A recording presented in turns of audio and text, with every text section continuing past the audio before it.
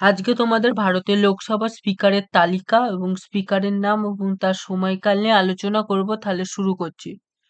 গণেশ বাসুদেব মাভালাঙ্কার, তার সময়কাল হলো 1952 থেকে 1956 সাল। এম এ আয়েংলাং, এর সময়কাল হলো 1956 থেকে 1962। তারপরে হলো সর্দার হাকাম সিং, সময়কাল 1962 থেকে 1967। তারপরে নীলাম সঞ্জীব রেড্ডি, সময়কাল 1976 সাল থেকে 1979 সাল। তারপর হলো গুরু দিয়াল সিং, এর হলো 1969 থেকে 1975। তারপর হলো বালিরাম ভগত, এর সময়কাল হলো 1976 থেকে 1977। তারপর হলো নীলাম সঞ্জীব রেড্ডি, 26 মার্চ 1977 থেকে 13 জুলাই 1977। তারপরে হলো কে এস হেগড়ে, এর সময়কাল হলো 1957 থেকে 1985।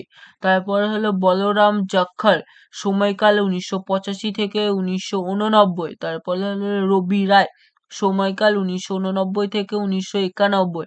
তারপর হলো শিবরাজ পাটিল, সময়কাল 1900 থেকে 1996। তারপর হলো পিতে সামাঙ্গা, সময়কাল 1976 থেকে 1998। তারপরে হলো জে এম সি বালিয়োগি, সময়কাল 1998 থেকে 2002। তারপরে হলো মনোহর যোশী, সময়কাল 2002 থেকে 2004। তারপরে হলো সোমনাথ চ্যাটার্জি, সময়কাল 2004 থেকে 2009।